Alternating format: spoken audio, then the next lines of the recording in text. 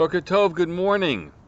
Today is Friday, October 8th, Erev Shabbat, Parshat Noach. And I remember the interaction really well, although I don't remember who came from where. But here's the interaction. It goes back to my year of study in Israel, 1981. It would have been in the fall of 81. Parshat Noach, Motzei Shabbat, Parshat Noach.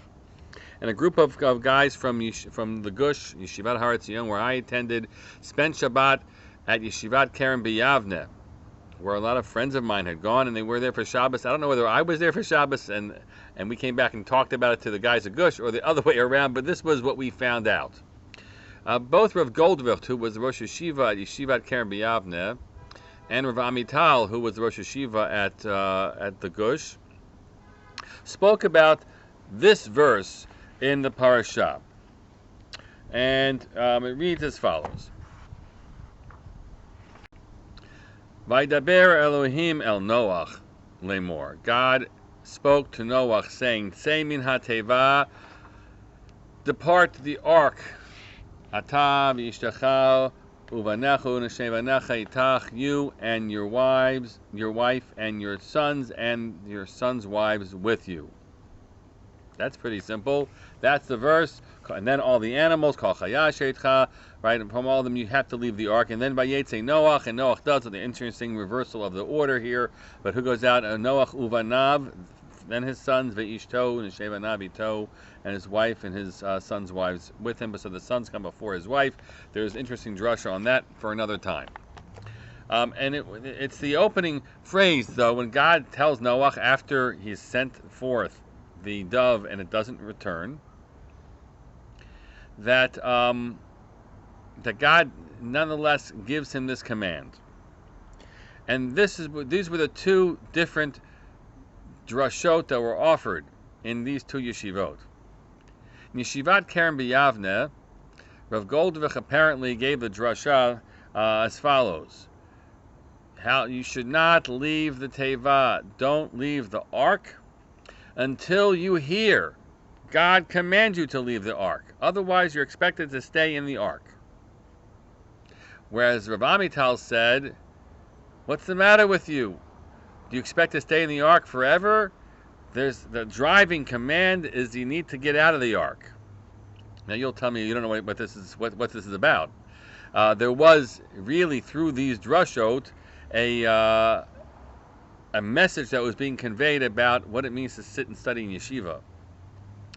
And Rav Goldvicht's message to his Talmidim was that, you know what, this is where you're meant to be. You're meant to sit and steig and learn and keep on learning and learning until there's some call that really tells you must go out, leave the safe space of the yeshiva and head off into that world out there. Rav Amital, as was the message he tried to convey to all of us in the yeshiva, that it was clear what the message was. We are here in this yeshiva to prepare ourselves to learn, but this is not the place to be. The place we're supposed to be is out there in that big world.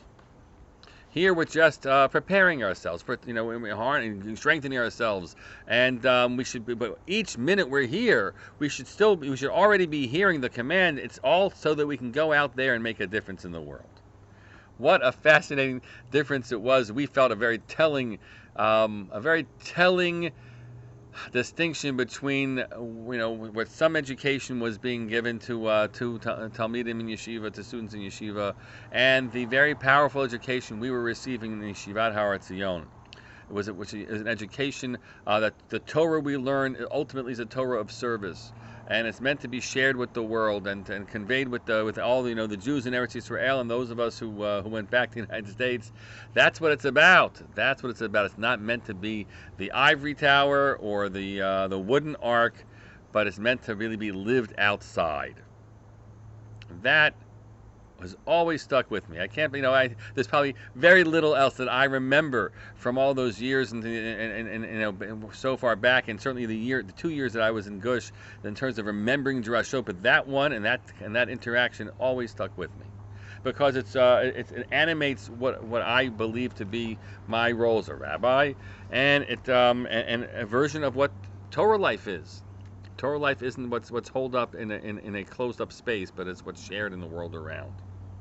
We're thinking about this more as we are constantly tugging back and forth between and our COVID lives, right? About holding up and being ready to go out. And the truth is, I can't command anybody here to go out, to leave your home. Although I'd encourage you to find ways to be safe and to do so.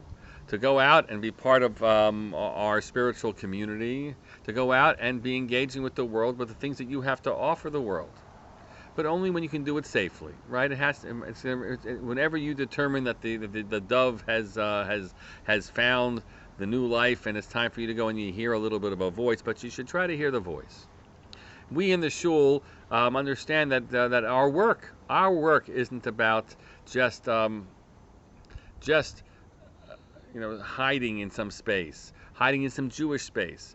Our work is to create a space which is dynamic, and where there's an energy which is moving in and out of our shul life. It's not an arc. It is, and if it's an arc that was, it's not an arc, right? Ultimately, it's a thriving, living space, and so I think and I hear the command of Tzeimin HaTeva. I think about what we're here to do. To interact with the world around us, to interact with one another, and to make livable live differences with each other too.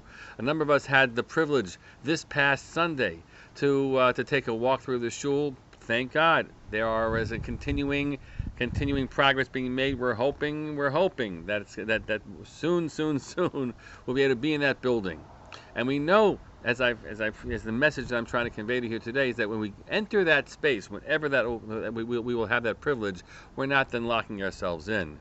We're gonna have a space from which much Torah and values of our lives and the sharing values that we have will emerge and spread out to all of us around and far beyond ourselves as well. That's the bracha we want to give.